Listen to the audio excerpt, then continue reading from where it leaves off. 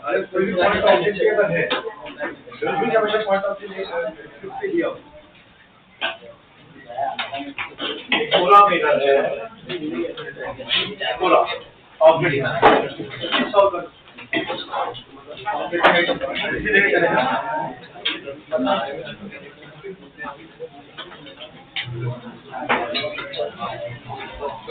हां ये वाला क्वेश्चन अभी किया था नारायण में पूरा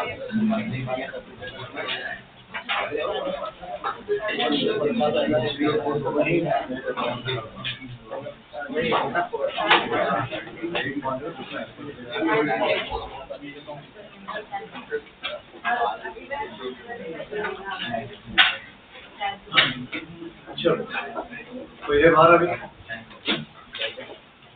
रिफ्लेक्शन है कौन सा रिएक्शन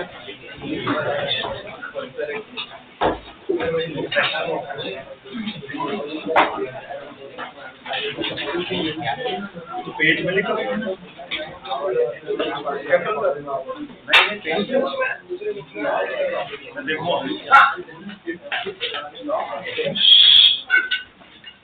रिफ्रैक्शन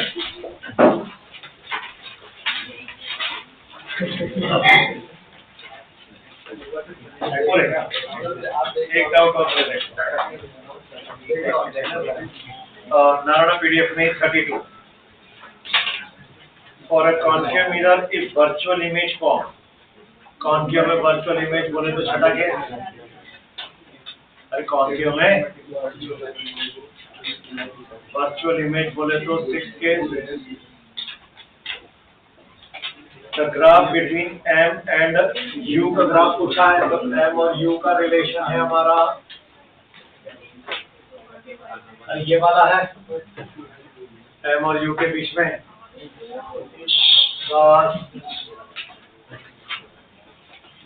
अभी पूरे इधर की जोन को ध्यान रखना मैं तो बाहर बता दूंगा बिल्कुल मत करना सीधे बैठ करना ही मुझे ज्यादा कड़ी करने का मिला सीधे बैठ थोड़ा नॉन स्टॉप कर रहे हैं तो पिछले लेक्चर में डाउन सेंस में छोड़ते जा रहा था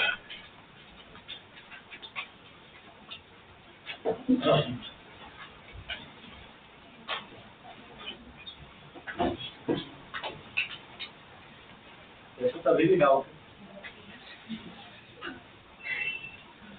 अभी नहीं छोड़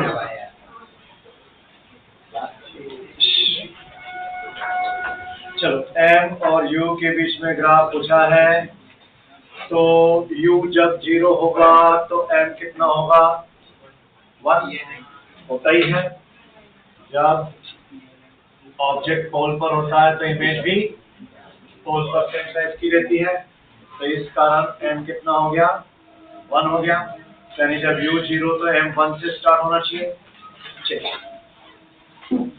अब 1 से स्टार्ट होने वाले दो ग्राफ दिए हैं 2 और 3 तब आगे बढ़ाओ चीजों को अब u को अगर तुम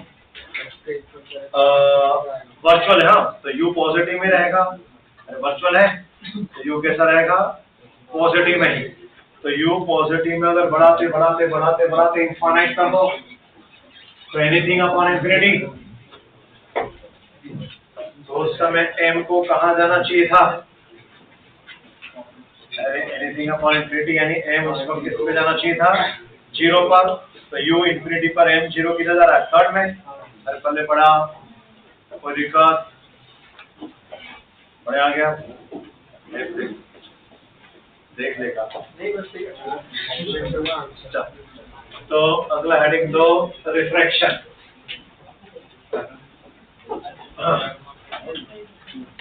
बोलो हवा से होते हुए अगर 30 सेकेंड आपने जो केस लिया वो तो रियल इमेज का होगा।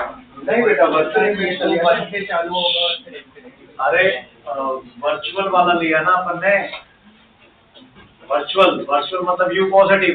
तो पहले पोल पे होगा तो U0 तो M1 आएगा, M1 आ गया। हाँ, और अब U बढ़ा आया तो उसको जब ये F तक पहुंचा U तो M इंफिनिटी चला जाएगा। U बढ़ाया, U बढ़ाते बढ़ाते बढ़ाते इन्फिनिट कर रहा हूँ। बट F पे इंफिनिट, F के आगे देखना ही नहीं है हमें, F के आगे तो फिर रियल इमेज चला जाएगा। ये बेटा वर्चुअल ऑब्जेक्ट में F वगैरह कुछ नहीं होता। वर्चुअल इमेज है सर, ऑब्जेक्ट। अरे ऑब्जेक्ट है। वर्चुअल इमेज अच्छा वो बात नहीं, पर मैंने वर्चुअल ऑब्जेक्ट के लिए बनाया तो समझाया कि वर्चुअल ऑब्जेक्ट के लिए था। अरे नहीं, वर्चुअल ऑब्जेक्ट में F के इक्वल कोई डिस्टेंस नहीं होता है, समझ में? और रियल ऑब्जेक्ट है, बस रियल ऑब्जेक्ट है तो उसमें अब आप डिस्टेंस बढ़ाते जाओ और F तक ले आओ ऑब्जेक्ट को। तो जब तक इधर जा रहा है ये इमेज ऐसी होती जा रही है अंदर, और जैसे ही F पर आया तो इमेज कहाँ पहुंच गई। ये अपन ने ग्राफ के समय भी डिस्कस किया था कि इंफिनिटी पे जाने के दो तरीके होते हैं, या तो पॉजिटिव साइड से इंफिनिटी पे जा रहा हो, या तो अगर ये पॉजिटिव साइड से जा रहा है इंफिनिटी तो प्लस साइड की इंफिनिटी लेंगे। तो प्लस साइड की इंफिनिटी जब हो जाएगी जब U इक्वल टू F हो जाएगा, तो यानी U इक्वल टू F के समय M इक्वल टू इनफाइनाइट। कोई दिक्कत? और अगर ये वर्चुअल ऑब्जेक्ट के लिए होता, वर्चुअल ऑब्जेक्ट के लिए तो कौन सा ऑप्शन होता? थर्ड ऑप्शन, क्योंकि U कितना भी बढ़ाओ, बढ़ाते जाओ U इनफाइनाइट होगा तभी M 0 होगा। नहीं समझ में आई? कोई दिक्कत? चलो और कोई कंफ्यूजन बोलो है?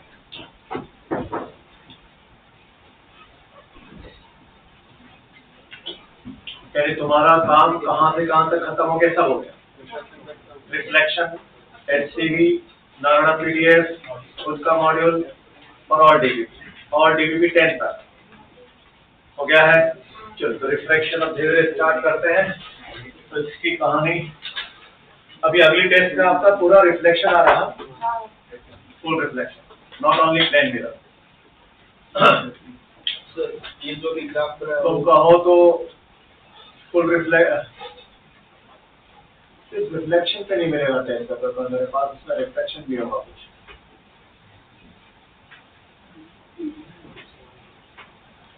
ठीक है, फुल रिफ्लेक्शन का ये अगले संडे का टेस्ट। हाँ तो ठीक है, तो फिर मैं एक टेस्ट पेपर डालता हूँ, तुम अपने हिसाब से दो फुल रिफ्लेक्शन, ईमानदारी से 1 घंटे टाइम जिसको जब देना मतलब ये तुम्हारे ऊपर नहीं चल रहा है फुल रिफ्लेक्शन। और अगर मेरे वाले कंस्ट्रेंट के साथ देना है, ऑन रख के वीडियो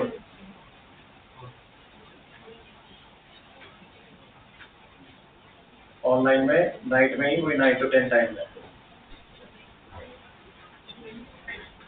टेस्ट। तो ठीक है, सैटरडे दे दो। सैटरडे संडे कुछ भी नहीं था तुम्हारा? हाँ तो बस दे सकते ना, कुछ भी नहीं था। ठीक है, तो सैटरडे 9 to 10 ओके। चलो तो रिफ्रैक्शन की कहानी शुरू करें, अच्छे से समझियो, है ना? इसकी डेफिनेशन पे क्वेश्चन बन जाते हैं बहुत सारे, ओनली ऑन डेफिनेशन।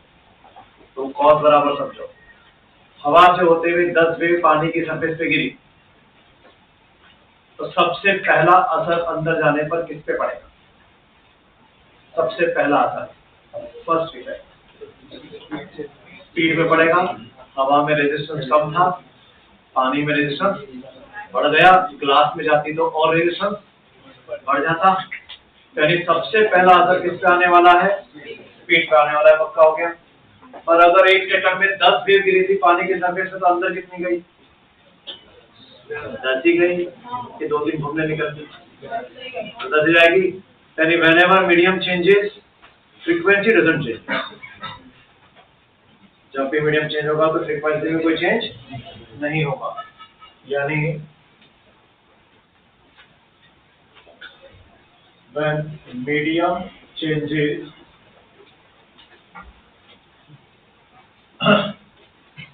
सबसे पहला असर स्पीड चेंजेस और फ्रीक्वेंसी रिमेन्स कांस्टेंट।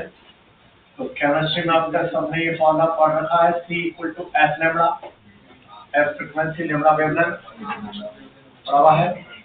तो जिसपे गोला लगा रहा वो कांस्टेंट है, तो यानी अगर ये बदल गई तो फिर इसको भी बदलना पड़ेगा, तो यानी वेवलेंथ चेंज।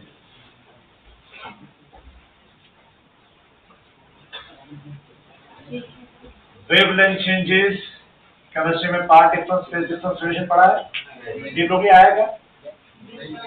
हमें इसका वीडियो आओ पहले इसको देख लो। ये भी मेन कॉपी में लिखना है पार्ट है ना। केमिस्ट्री भी दोनों जगह कम से कम 6 चैप्टर में यूज होगा, ये बार बार यूज होता है। जैसे 180 degree equal to pi radian का भी बोलते हो क्या, और उसके हेल्प से डिग्री को रेडियन में और रेडियन को, तो ऐसी पार्ट डिफरेंस और फेज डिफरेंस का रिलेशन भी है, नहीं भूलना। वेव जहां जहां वेव आएगी सब जगह यूज करेगा। एक वेव ने यहां से चलना शुरू किया तो अभी उसका पाथ 0 है। एक वेव पूरी चल दी, बोलो यहां आते आते कितना पाथ कवर कर लिया उसने? अरे एक वेव की जो लेंथ होती वेवलेंथ के बराबर होती ना, यानी यहाँ पर आते आते पाथ कितना हो गया? x2 इक्वल टू, यानी जब पाथ डिफरेंस यानी डेल्टा x लेमड़ा का होता है, लेमड़ा माइनस, तब तक फेज डिफरेंस, इसमें फेज कितने के बन गए हमारे? इसको मैं नोट कर रहा हूँ 5 भाई। एक फेज बना ऊपर प्लस पाई का फेज और एक बना नीचे, तो फेज में चेंज कितने का हुआ? Pi minus of minus pi, तो फेज चेंज कितने का हुआ? तो यानी ये बेसिक फॉर्मूला हो गया। जैसे 180 degree equal to pi radian, तो वैसे ही जब जब पाथ डिफरेंस लैम्बडा का होगा तब तक फेज डिफरेंस 2 पाई का होगा। बेसिक फॉर्मूला बन गया। दोनों को डिवाइड कर दूं तो delta x upon 5 will be equal to lambda upon 2 pi, तो यानी delta x will be equal to lambda upon 2 pi into. तो अब इस फॉर्मूले से आप किसी भी फेज डिफरेंस को पाथ डिफरेंस में या पाथ डिफरेंस को फेज डिफरेंस में कन्वर्ट कर सकते हैं।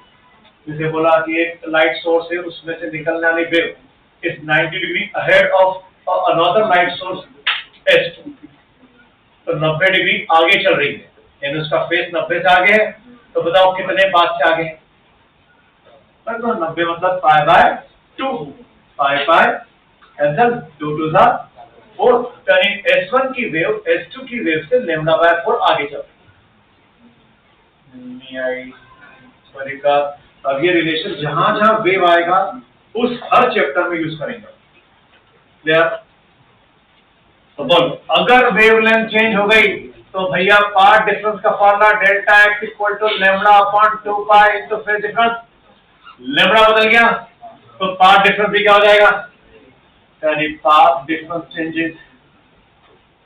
और अगर पाथ डिफरेंस चेंज हो गया तो पाथ चेंजेस, और पाथ चेंज होने की फेनोमेना को क्या बोला? This phenomenon is called refraction. अरे चल रहे तो इसके डेफिनेशन पे क्वेश्चन बन जाता है ये वाला, which of the following is the cause of refraction. एक ऑप्शन में डाल दिया फर्स्ट में स्पीड चेंजेस, दूसरे में डाल दिया वेवलेंथ चेंजेस, तीसरे में डाल दिया पाथ डिफरेंस चेंजेस, चौथे में डाल दिया ऑल ऑफ द अबव। तो ऑल ऑफ द अबव हो जाएगा, तीनों चेंज हुए ना। तो शब्दों में वर्ड्स में ना लिख के ऐसे लिखे, लिखो शब्दों।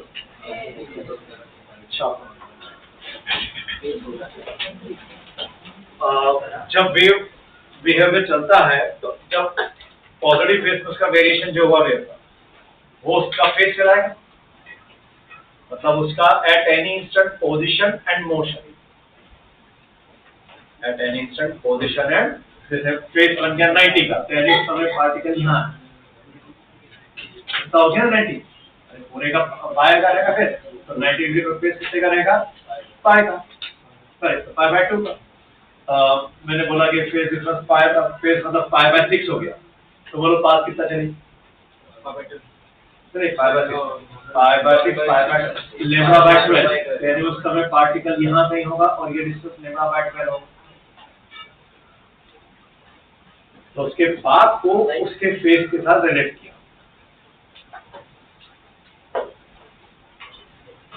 which at any instant shows position and direction of motion.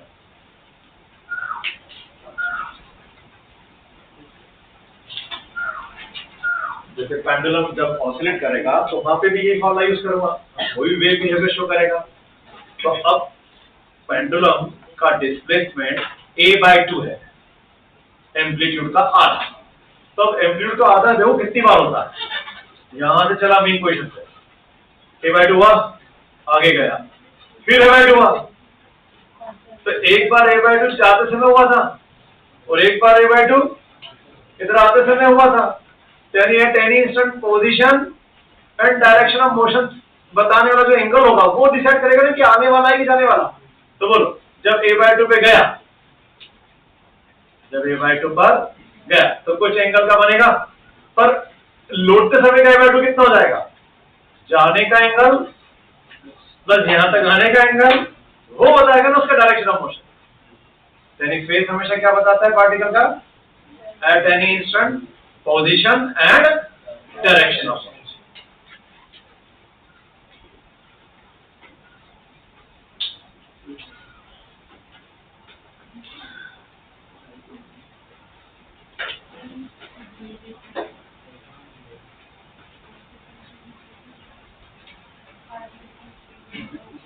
इस तरह को लिखना due to resistance of medium.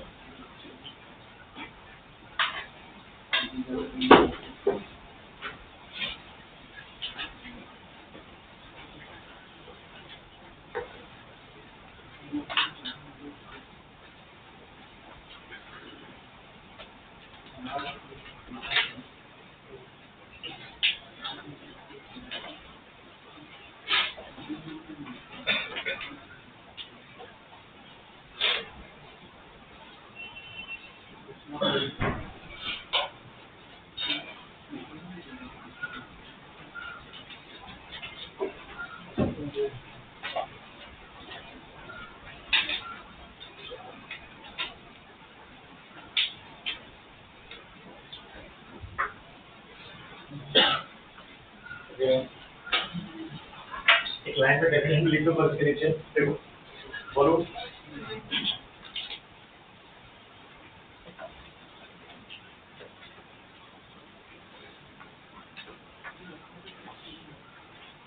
when a light ray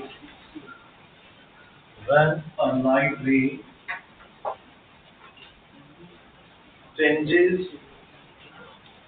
its medium,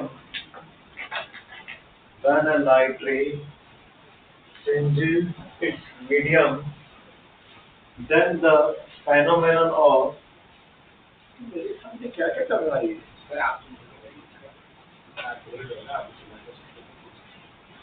अच्छा ऐसा है, when a light ray changes its medium, then the phenomenon of change in its path, the phenomenon of change in its path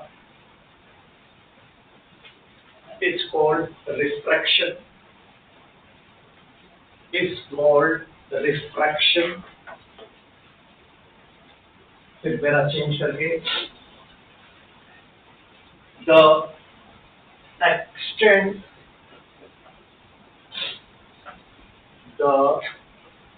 extent extend का ही दूसरा English synonym index, इसका ही दूसरा English synonym क्या बोलते हैं? इंडेक्स। द एक्सटेंड ब्रैकेट में लिख दो index to which a light ray gets refracted, to which a light ray gets refracted when passes from one medium to another medium, when passes from one medium to another medium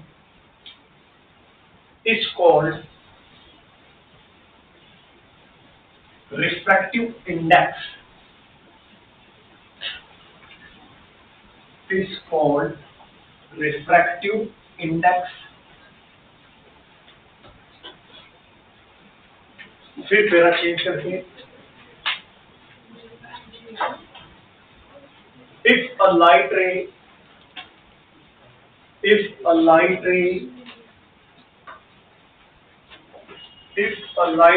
passes from medium 1 to medium 2, if a light ray passes from medium 1 to medium 2, then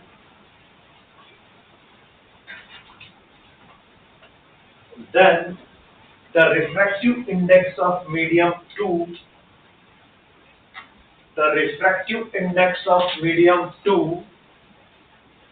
with respect to medium 1, refractive index of medium 2 with respect to medium 1 is given as follows,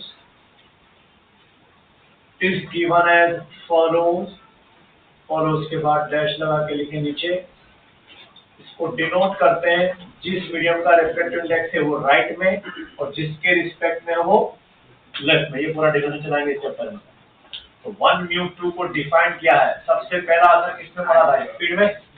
तो पहला definition है speed की value, speed of light in medium 1 to the speed of light in medium, this ratio is called refractive index of medium 2 with respect to medium 1।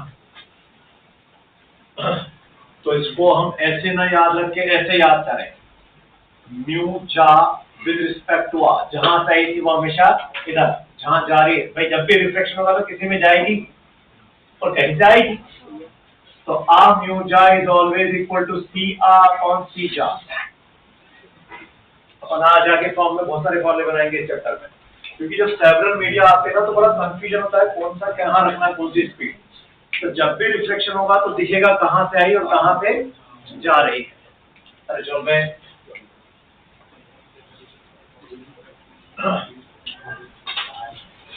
तो भाई साहब दूसरा formula क्या बन जाएगा भाई, सी की वैल्यू अगर पुट कर दूं तो फ्रीक्वेंसी में तो कोई चेंज हुआ नहीं था, F lambda 1 upon F lambda 2, तो एफ भी कट गया, यानी 1 mu 2 is also lambda 1 upon lambda 2, यानी आ म्यू जा will be equal to lambda आ अपॉन लैम्डा जा।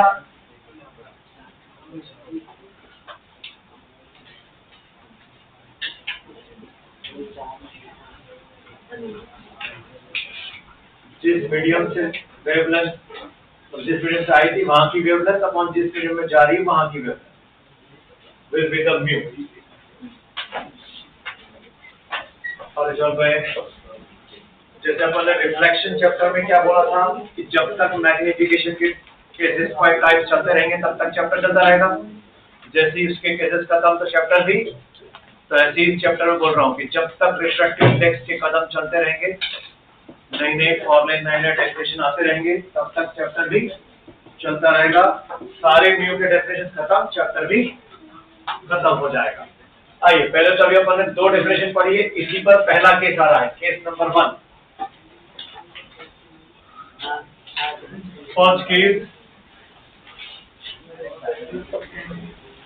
केस नंबर 1 का हेडिंग दो, नंबर ऑफ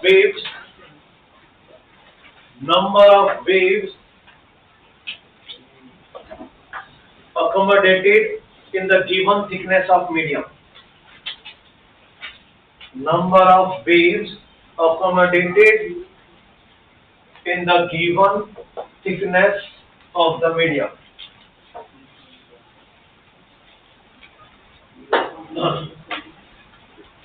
अब इसको समझाता बाद में, पहले इसके नीचे इसका एक क्वेश्चन लिखो, एग्जांपल, तो समझ में आएगा कि अच्छा ऐसा टाइप क्यों बना रहे हैं।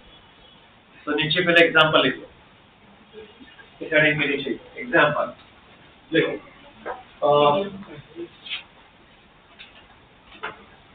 In a water column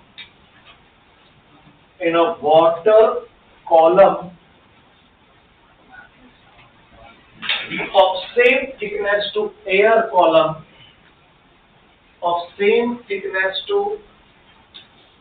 column,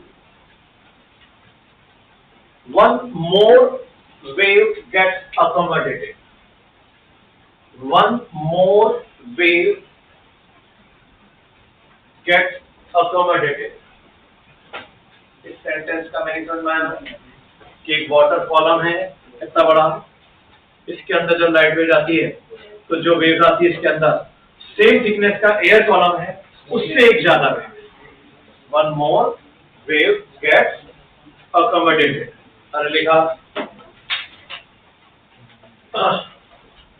if the refracted index of water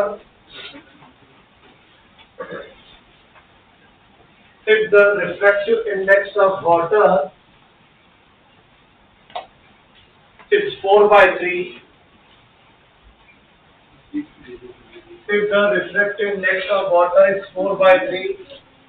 then find the number of waves resides in the water column. Find the number of waves resides in the water column. Question pattern समझ में आ गया। तो इस तरह की जब number of waves के साथ आएंगे क्वेश्चन, तो उसको करने का अपन क्या बना रहे हैं, केस। इसका टेक्निक क्या है पहले सीख लो। लेट्स से कोई मीडियम है, इसकी थिकनेस दे रखी है T1, इसके अंदर जब लाइट वेव जाती है तो सपोज इसमें N1 वेव्स आती है। लेट्स से इसके अंदर जब लाइट जाती है तो स्पीड ऑफ लाइट c1 हो जाता है। लेट्स से इसके अंदर जब लाइट जाती है तो वेवलेंथ, लेट्स से इस मीडियम का refractive index with respect to air μ1।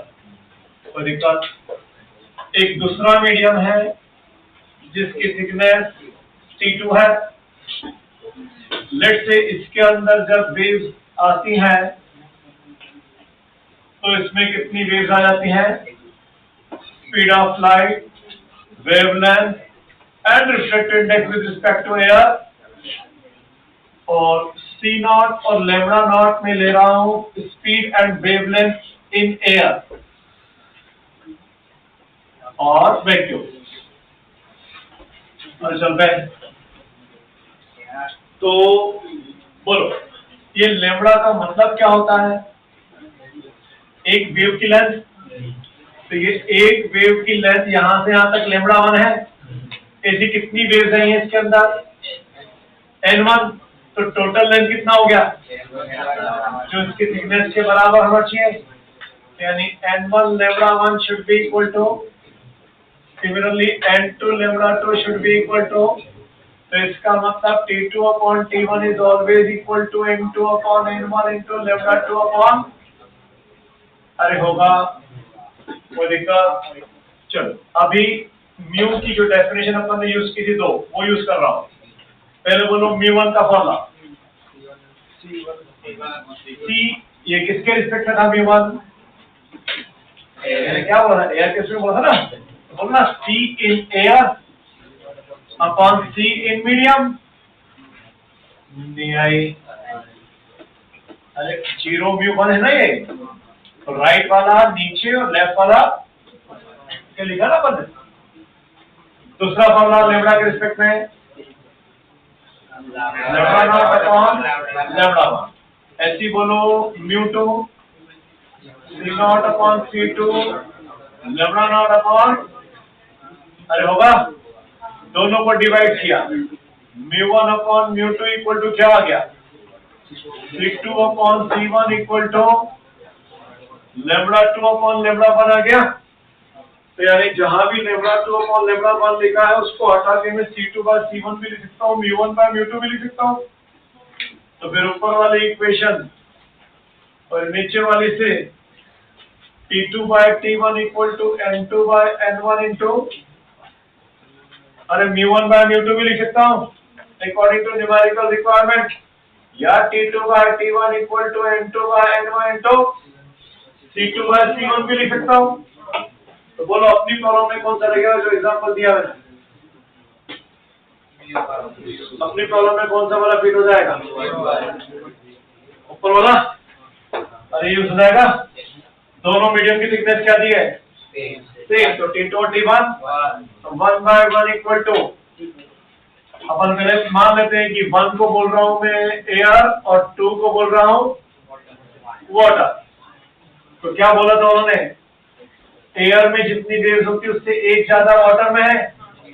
तो इसका मतलब अगर हवा में n है तो यहाँ n प्लस, नहीं अपने को पानी की निकालनी ना, ऐसा करो पानी की n ले लो तो हवा की n माइनस, अरे अपने को नंबर ऑफ वेव्स इन पानी निकालना है ना, तो मैंने पानी की n मान ली इनटू μ1 हवा μ2 पानी। तो इसका मतलब क्या हो गया, 4n minus 4 equal to 3n, यानी n इक्वल टू, तो इसका मतलब पानी के कॉलम में कितनी वेव होंगी, 4 होंगी, हवा के कॉलम में कितनी होंगी, 3। कोई दिक्कत, छप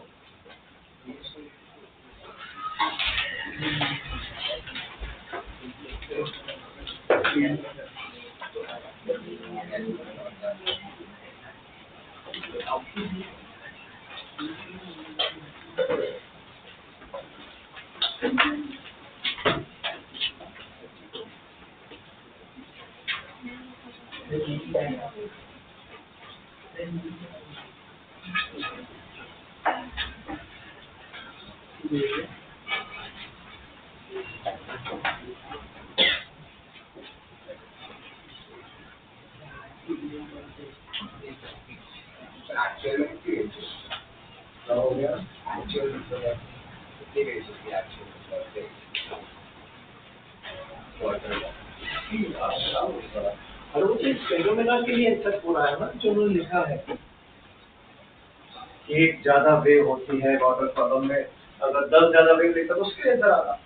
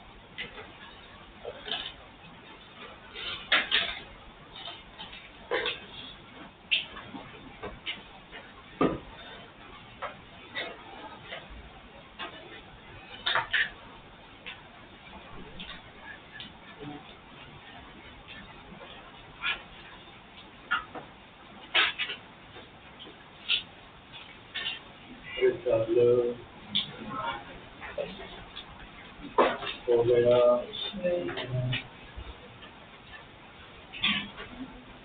लेकिन इसका होना मतलब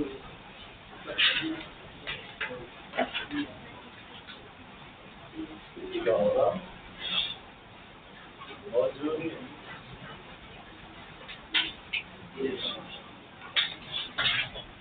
हो गया,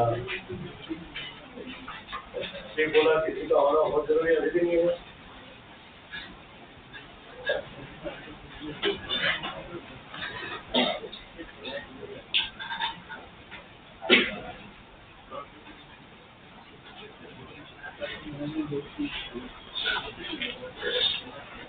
हो गया,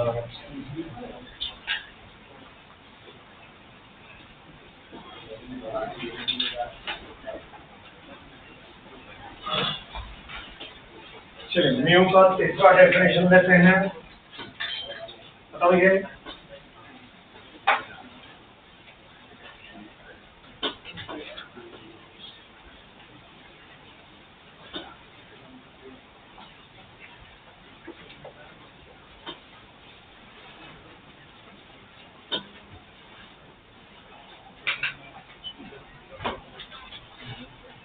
म्यू का तीसरा डेफिनेशन, हेडिंग दो, Snell's law.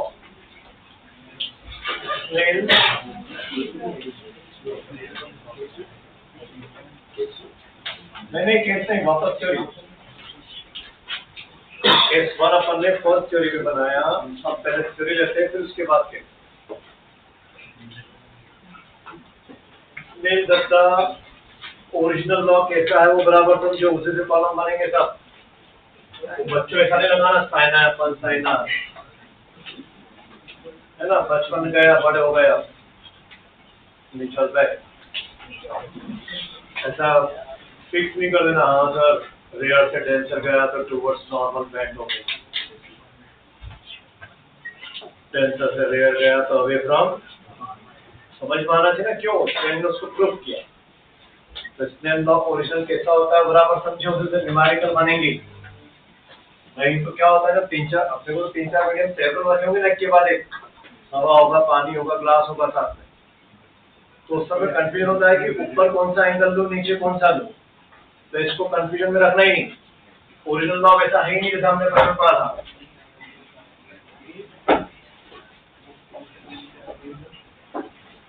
Let's say medium 2 और ये मीडियम 1, लेट्स से यहाँ रिफ्रैक्टिव इंडेक्स μ1, यहाँ रिफ्रैक्टिव इंडेक्स μ2।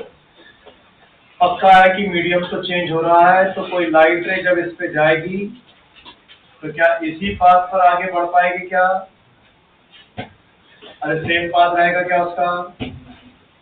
तो ये तो पक्का है कि मीडियम चेंज हो रहा है, तो पाथ क्या होना पड़ेगा? चेंज। और वो पाथ कैसा हो उसके बारे में कोई जानकारी नहीं है। या तो इस पाथ को छोड़ के इधर जाएगी, या फिर इस पाथ को छोड़कर इधर जाएगी। अरे दो ही पॉसिबिलिटी है। तो अगर नहीं, सीधा तो नहीं जाएगी, पक्का हो गया ना कि मीडियम क्या हो रहा है? चेंज हो रहा है। और मीडियम जब चेंज होगा तो पाथ भी क्या होगा? इफ दिस इज आई, तो ये पूरा भी आई होगा। अगर ब्लैक वाली तरफ गई तो ये कहलाएगा आर। अगर रेड वाली तरफ गई तो फिर ये कहलाएगा यहां से यहां तक आर। अरे होगा, पर पाथ चेंज होगा है, पक्का है। अभी हमें कंफर्म नहीं है कि क्या होगा।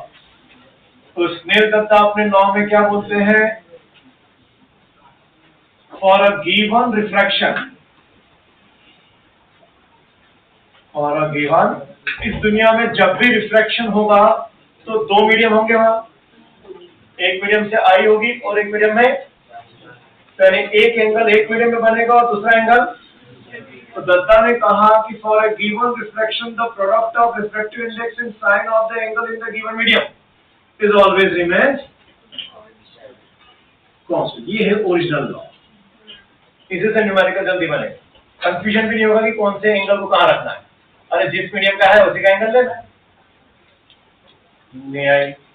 यानी इस डायग्राम में अगर ए पॉइंट पर हुआ तो बोलो फॉर ए क्या लिखो, फॉर पॉइंट ए जिस मीडियम में जो एंगल है वो पकड़ लो, यानी mu1 into sin i should be equal to, यानी हर कॉलम में बस ऐसे ही रखना, जिस मीडियम का जो एंगल है साथ में और इक्वल कर दो। अब कौन सा एंगल ऊपर कौन सा नीचे उसकी कोई टेंशन नहीं। अब तुमने जो पढ़ा था बचपन में वो कैसा था, sin i upon is equal to mu2 upon, तो उसका नाम रख दिया आपने 1 mu2, reflected index of 2 with respect to 1। ध्यान रखना अब डेफिनेशन उल्टे हो गए, अभी तक क्या हो रहा था, लेफ्ट वाला ऊपर था और राइट वाला, अब 1 mu2 में राइट वाला लेफ्ट वाला नीचे, तो दिस इज द डिनोशन 1 mu2, यानी a mu b बोल रहा हूं तो क्या लिखूंगा इसको, reflected index of b with respect to air और vacuum to the reflected index of a with respect to air और वैक्यूम। तो हमने बचपन में ऐसे पढ़ा था 1 mu2 equal to sin i upon sin r, और वो बनता नहीं न्यूमेरिकल में प्रॉपर फिट, प्रॉपर फिट ये वाला होगा। अब देखो इससे रीजन भी समझ में आएगा कि क्यों क्या हुआ, इधर गई तो क्यों गई, इधर गई तो क्यों गई। इफ रे passes from rare to denser medium, अगर रेयर से डेंसर जा रही है तो इट इंप्लाइज, अगर रेयर से डेंसर है तो mu1 छोटा है mu2 बड़ा है, यानी mu1 इज लेस देन, अरे होगा, तो स्नेल लॉ को अगर फिट करना है तो यहाँ का डिनोमिनेटर छोटा हो गया है, तो फिर ये इसके इक्वल तभी होगा जब इसका डिनोमिनेटर भी क्या होगा, छोटा होगा, यानी इट इंप्लाइज कि sin r should be less than sin i, तो ये तभी होगा जब r इज लेस देन, और r i से छोटा तभी होगा जब ये डॉटेड लाइन से वो रे इधर आएगी, तभी r i से छोटा हो पाएगा ना, ये तो हमेशा बड़ा होगा फिर, यानी वो किसकी तरफ बेंड होगी, दैट इज रे बेंड्स टुवर्ड्स, यानी रीजन समझना है क्यों नॉर्मल की तरफ जा रही है, स्नेल्स लॉ को फिट किया उसने। सेकंड, इफ रे passes from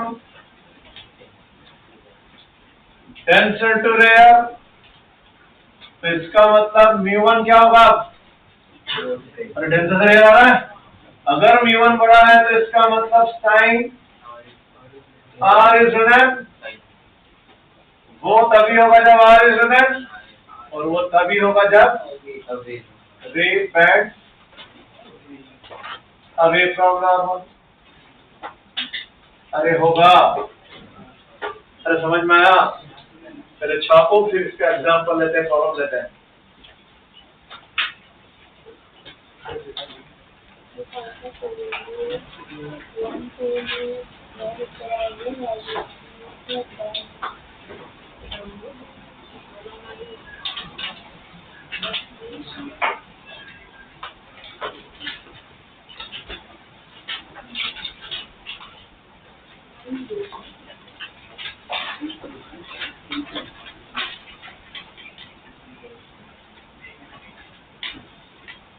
तो करेक्ट मेथड लिखने का वो वाला है, हमेशा ये वाला है इस फॉर्म, ऐसा नहीं लगाना है, ये तो मैंने भी स्पेस ये वाला लॉ समझाने में स्पेशल है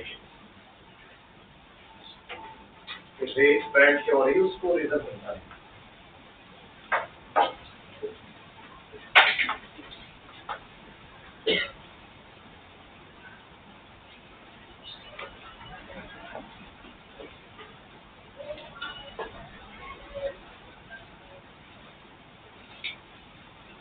इस चीज को मैं शब्दों में लिखूं क्या, for a given reflection the product of refractive index and the sign of the angle in the given medium is always remains constant.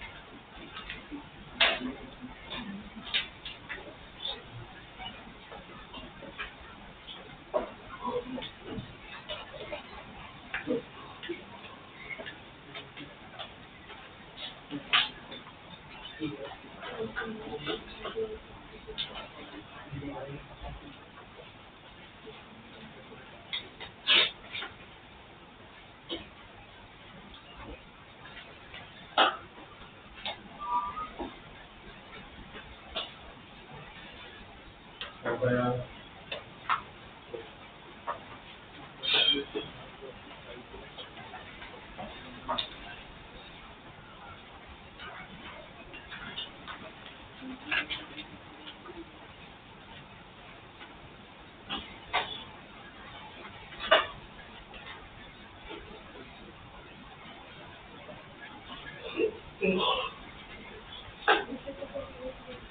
हो गया।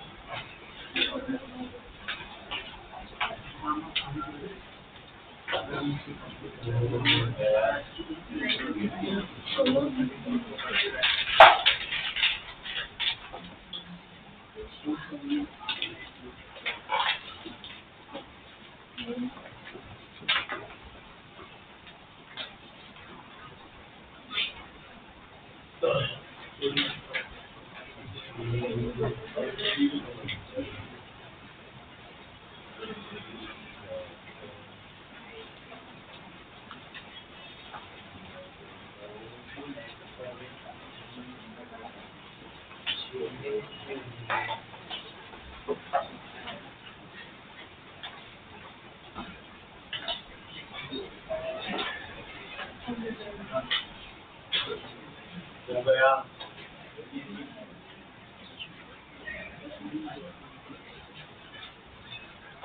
बहुत देर करते हुए आप जाएगी तो फिर बोल रहा हूँ आप जाएंगे क्या बेटा आप जाएंगे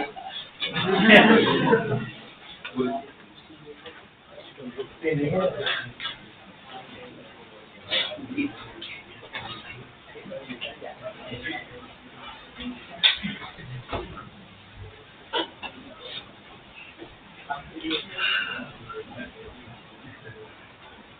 चलो एग्जाम्पल करो इसका एक ऐसा बड़ा टैंक है सपोज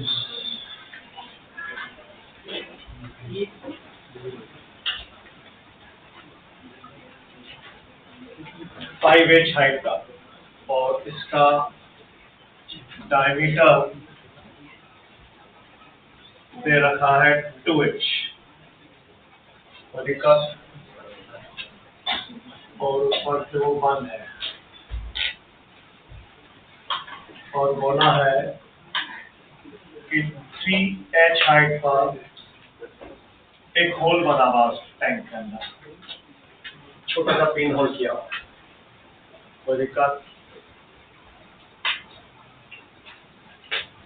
गाँव में जाते हैं अपने घर जाते हैं बड़े बड़े घर होते हैं ऊपर मचान में कमरे होते हैं इधर उधर उन कमरों में कहीं कुछ दरवाजे में छेद होता है या दीवार पर छेद होता है अंदर ताका जाके दिए छेद में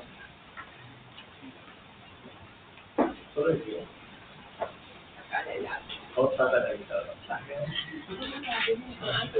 किए कि नहीं किसी ने भी तो अंदर जब हम छेद में ताकाझारी करते हैं तो क्या सब दिखता है एक पर्टिकुलर सेक्शन दिखता है हर होता है तो इसमें बोला कि इस टैंक के कोने में एक एच हाइट की रॉड रखी हुई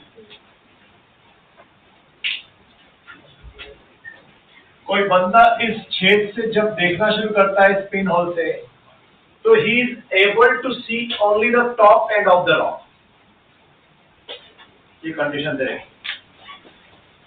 पर फर्स्ट जैसे एक ही चीज सीख रहे हैं इस चैप्टर में किसी को भी देखना हो तो क्या बोलता हूँ हमेशा उसमें से रे चलकर हमारी आंख तक आएगी तभी हमें दिखेगा फर्स्ट यही बोला था बस हर न्यूमेरिकल में भी ये किया अपन ने तो वही काम यहाँ भी करो अगर सिर्फ टॉप एंड दिख रहा है इसका मतलब क्या हो रहा है कि टॉप एंड से एक रे चली होगी जो उस होल से होते हुए उसकी आंख तक पहुंची होगी तो टॉप एंड से एक रे चलाई होल से होते हुए उसकी आंख तक पहुंची मुझे सिर्फ वही दिख रहा कोई दिक्कत पर ये छोरा था कालीबाज ये छोरा कैसा था बोला नहीं मुझे नीचे भी देखना है रॉड पूरी तो वो जो कालीबाज लोग होते हैं ना वही एग्जाम सफल कर पाते हैं सीधे लोगों की एग्जाम नहीं है हमारी, है ना। सीधे मासूम लोगों के वाकई में ये कॉम्पिटिटिव एग्जाम तो बिल्कुल भी थोड़े काड़ीबाज तेज होना पड़ता है, नहीं चल पाए। तो मान के चलो जो सिलेक्ट होते हैं तुमको लगता होगा कि कितना सीधा बच्चा है, नहीं, वो अंदर से बहुत काड़ीबाज है। वो सिर्फ दुनिया को दिखाने के लिए कैसा दिखता है, हाँ सीधा, मतलब 80% बच्चे सीधे दिखते हैं, सिलेक्ट होते थे मासूम, पर मासूम नहीं है, सब काड़ीबाज। तो ये भी काड़ीबाज था, बोला नीचे का एंड भी देखना। तो एक पाइप लाया, नल में लगाया, पाइप से अंदर पानी भरना शुरू किया उस चेन में।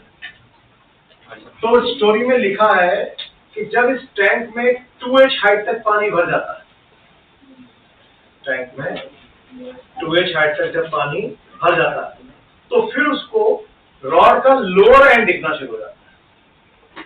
मतलब जैसे जैसे पानी का लेवल बढ़ रहा था इस हाइट के ऊपर, तब उसको थोड़ा नीचे दिखा, फिर थोड़ा सा नीचे दिखा, फिर थोड़ा सा नीचे दिखा, और जब 2H हाइट तक आ गया तो कहां तक आ गया, लोअर एंड दिखना शुरू हो गया। तो यानी क्या हुआ होगा भाई, ये हमारा होल कितनी हाइट पे था, 3H। तो जब 2H हाइट तक यानी यहां तक पानी आया होगा,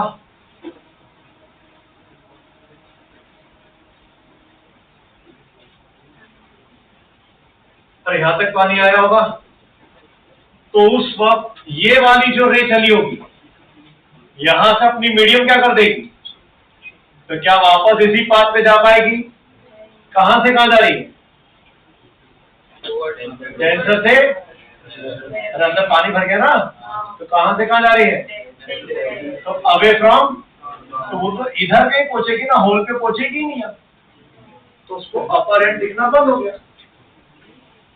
अरे समझ में आया, कोई दिक्कत, अपर एंड अब उसको नहीं दिख रहा।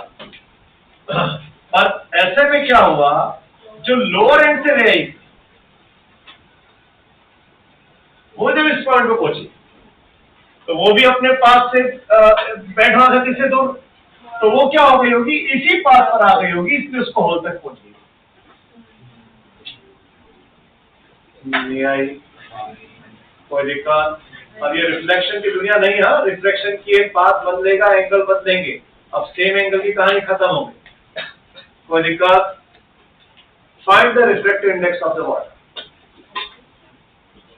अगर लोअर एंड दिखना शुरू हो गया 2H हाइट तक पानी भरने के बाद, तो बताओ उस पानी का रिफ्लेक्टिव इंडेक्स कितना।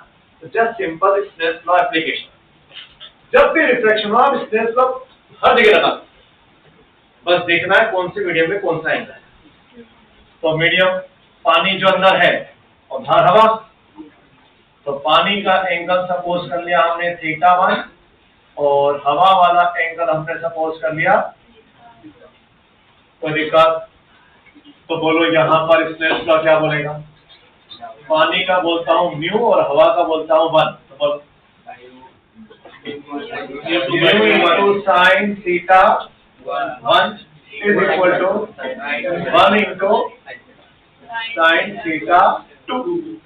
मतलब सोचने की जरूरत ही नहीं कि यार म्यू के इक्वल में कौन सा एंगल ऊपर लूं, क्योंकि अब तो sin θ2 1 sin θ1 लिखेंगे रेशो भी लिखते हो। समझ में आया, इस तरह से लॉ लगाओगे तो कभी कोई कंफ्यूजन, जिस मीडियम में जो एंगल है उसका प्रोडक्ट का और इक्वल कर दे, क्लियर। तो यानी अब θ1 θ2 फिजिक्स खत्म। अब क्या बोलेंगे, क्या बोलेंगे, लगाओ ज्योमेट्री, 49 ज्योमेट्री लगाओ, अब सॉल्व करना पड़ेगा इसकी ज्योमेट्री।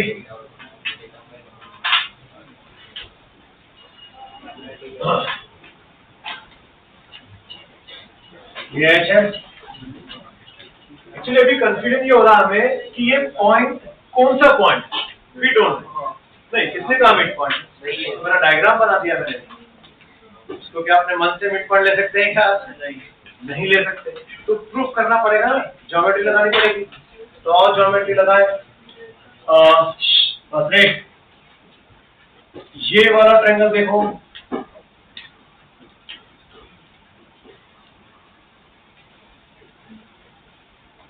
दिख रहा है ट्रायंगल? अरे है। फिर इधर ये वाला ट्रायंगल देखो,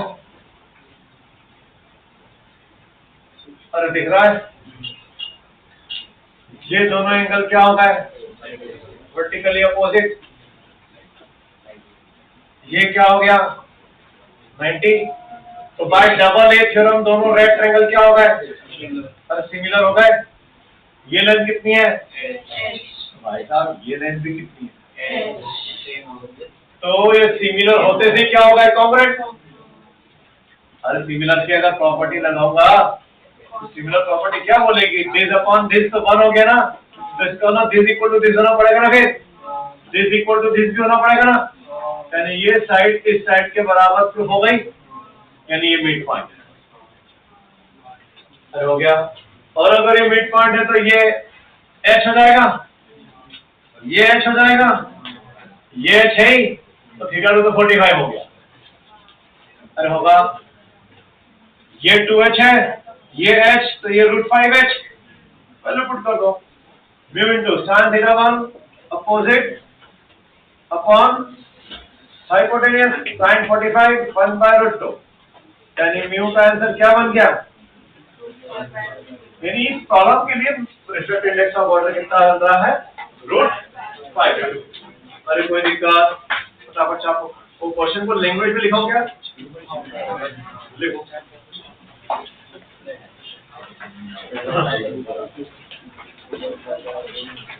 क्वेश्चन की लैंग्वेज लिखो।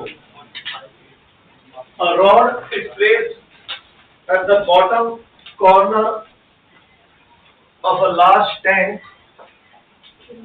A rod is placed at the bottom corner of a large tank, vertically as shown in figure. तो फिगर शुरू वाला दिया है, ये वाला नहीं, सिर्फ शुरू वाला जो अपन रॉड बनाई, as shown in figure. A hole made up at a height 3h. A hole is made up at a height 3h. Then the upper end of the rod is visible through that hole. Then upper end of the rod is visible through that hole.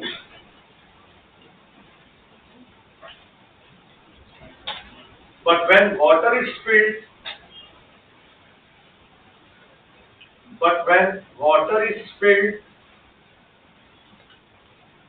to a height 2h,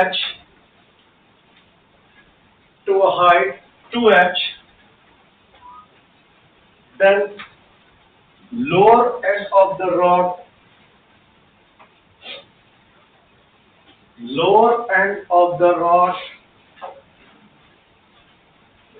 get visible through the hole. Find the refractive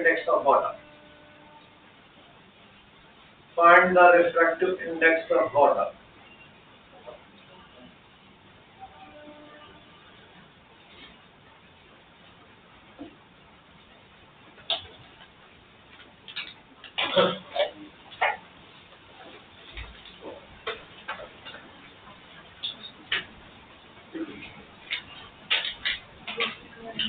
application पर तुम्हारे senior batch का induction है, 1% down है, तो कोई problem नहीं।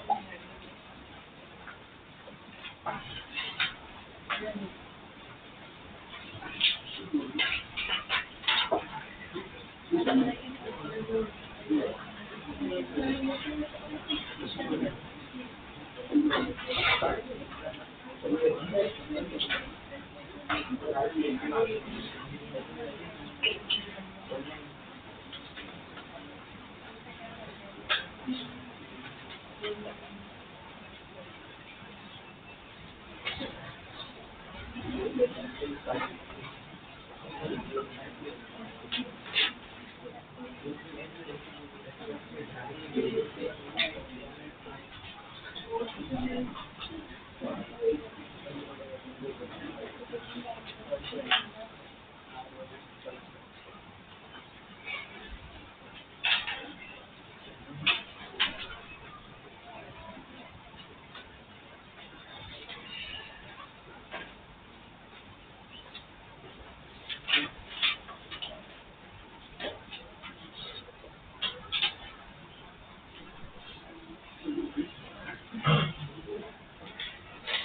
एक question भेजा है।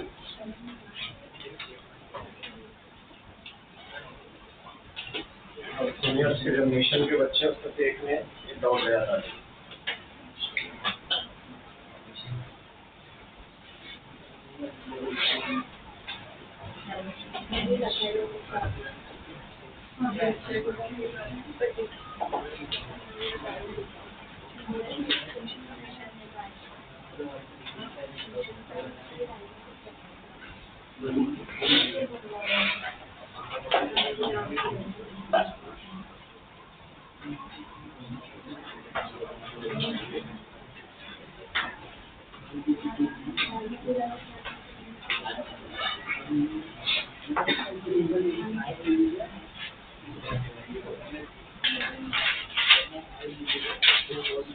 देखा हो क्वेश्चन?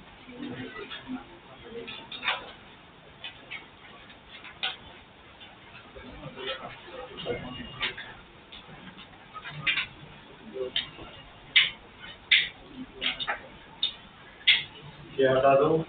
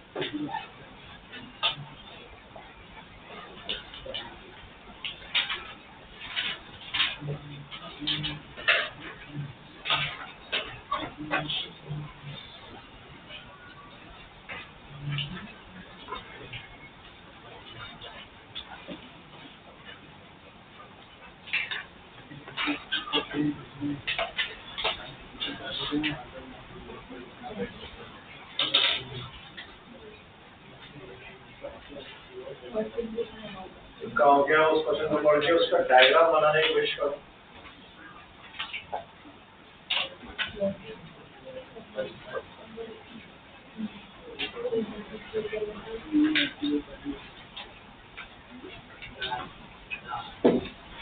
वो भी जस्ट स्नेल्स लॉ एप्लीकेशन है ना।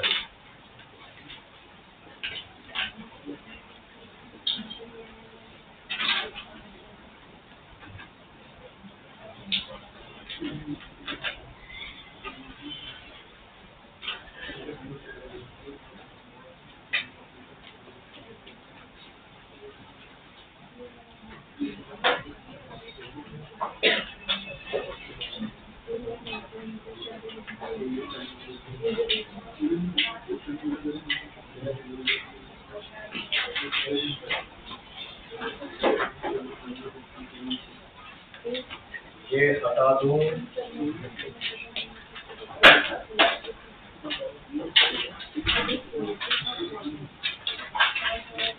ये हट रहा है, ये हट जाए,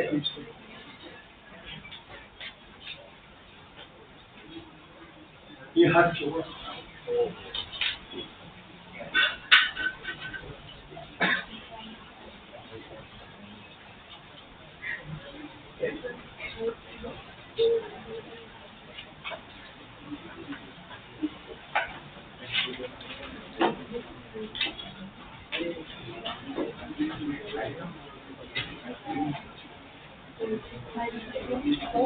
पढ़ा उसको, कुछ पढ़ने पढ़ा।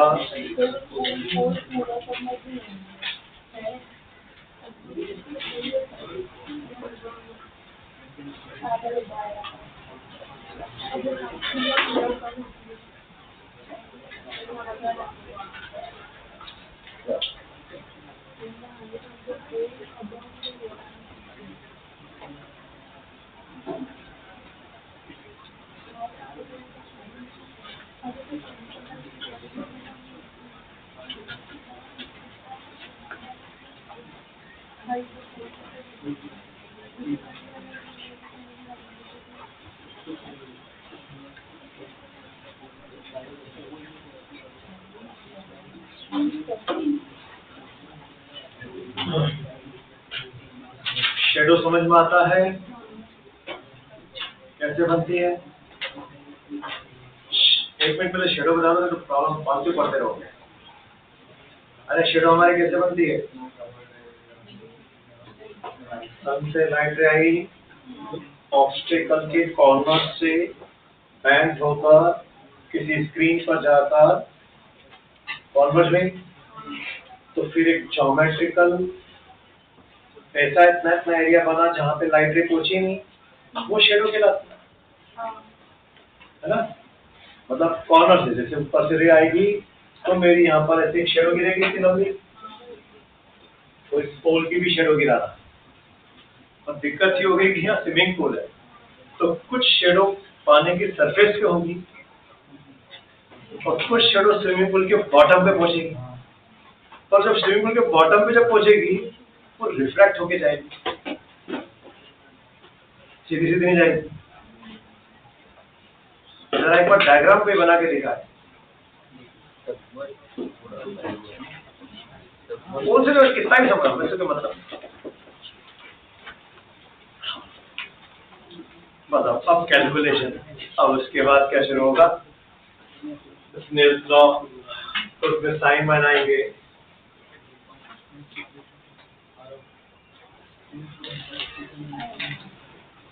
तो देखो सब लोग इधर, ये मान लो हमारा स्विमिंग पूल, और a pole is vertically submerged in swimming pool such that it gives the length of shadow। अब कितना समझ है उससे हमें कोई मतलब नहीं। क्यों? क्योंकि हमें वो निकालना भी नहीं है। हमें तो क्या निकालना है? Height of the pole above the water surface. अरे पानी के सरफेस से ऊपर कितनी हाइट है?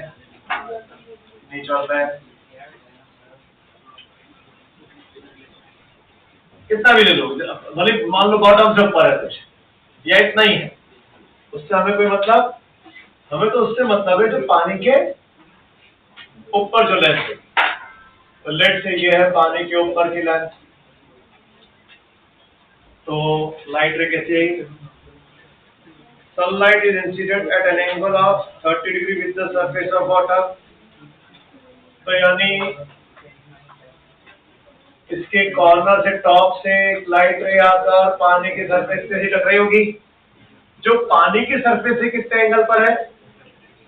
तो नॉर्मल के साथ कितने एंगल पर हुई? यानी एंगल ऑफ इंसिडेंस यहाँ पर इतने पोल वाले पार्ट से कोई लाइट रे यहाँ पर आई क्या? अरे पोल ने ढांक दिया ना इधर की रे, तो यानी इस वाले पार्ट पर कोई लाइट रे, यानी एक शेडो तो यहाँ बनी ए बी। अगर ये मान लो जमीन होती तो यही होती ना शेडो, और चूंकि पानी है तो रे अभी अंदर भी जाएगी, तो यही वाली रे अब जब अंदर घुसेगी तो रेयर से तो टुवर्ड्स, अभी बॉटम पे जाके यहाँ टकराएगी ना, तो फिर ये भी तो एक शेडो होगी। यहाँ भी कोई लाइट रे पहुंची नहीं ना, पहले लाइट रे ही है ना इसके पोल की कॉर्नर से जाएगी वो अंदर घुसी। हाँ, इसके बाद सारी रे आ गई अंदर, यानी शेडो कितना लंबा होगा? A B plus C D. अरे ये कहलाएगा ना शेडो।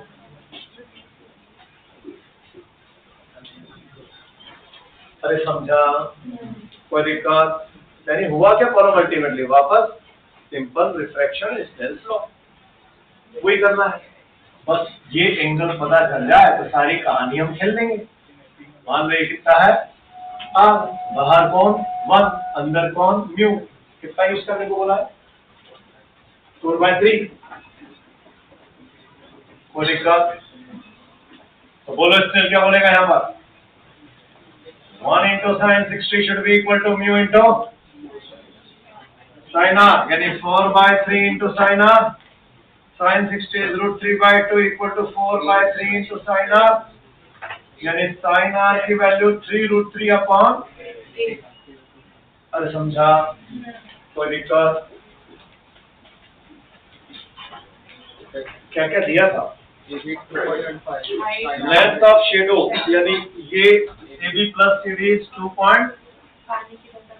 अरे 1.5 और swimming pool is filled to a height of 1.5 यानी BC, अरे ये दिया 1.5 तो 10R की जरूरत पड़ेगी, तो sin R से 10R बनाओ पहले, 10R equal to opposite upon adjacent, adjacent is under what? 64 minus 27, अरे होगा 64 minus 27 बोलो कितना होता है? हाँ 37 यानी रूट 37, ये आया 10R, ये आया 10R, तो 10R इक्वल टू क्या है 60 अपॉन 1.5, तो इसका मतलब 60 की वैल्यू आ गई 1.5 यानी 4.5 रूट 3 अपॉन रूट 37, अरे 60 आ गया, 60 को यहाँ रख दो तो ये भी कितना आ जाएगा 2.15 माइनस 4.5 रूट 3 अपॉन रूट 37 रहेगा। इसको जरा कोई बता दे, एग्जाम में तो तुम्हें बिना उसी करना, अभी मेरे लिए कर दो और आपसे तो मैं कर रहा हूँ। अरे कोई कैलसी पे कर दो फटाक से,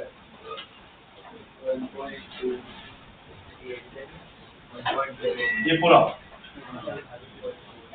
2.15 माइनस 1.28 तब क्या है 1.28 कैलसी पर, ठीक है। तो 2.15 में से 1.28 गया तो कितना बचा?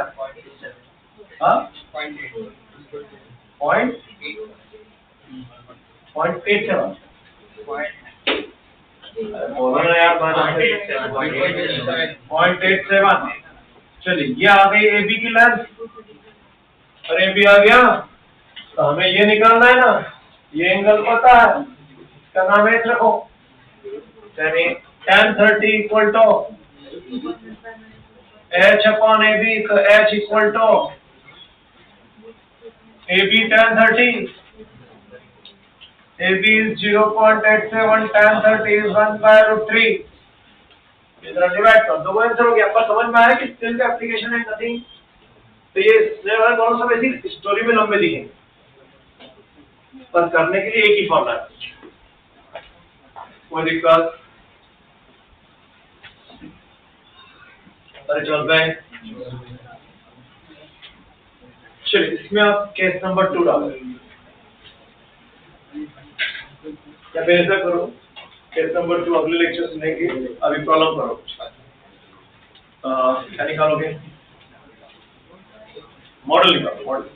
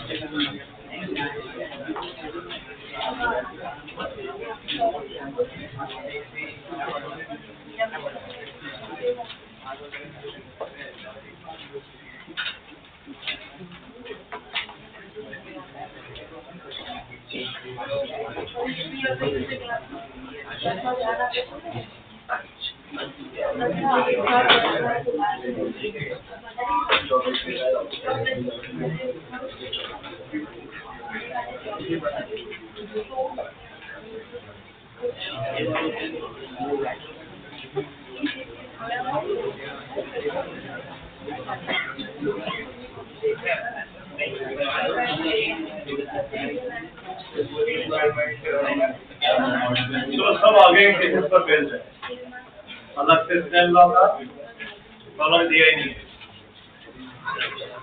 तो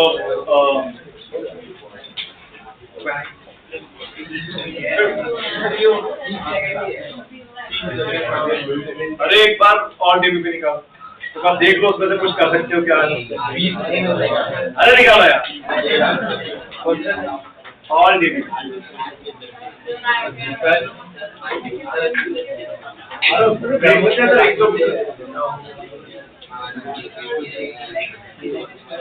और डीपीपी 11 निकालो।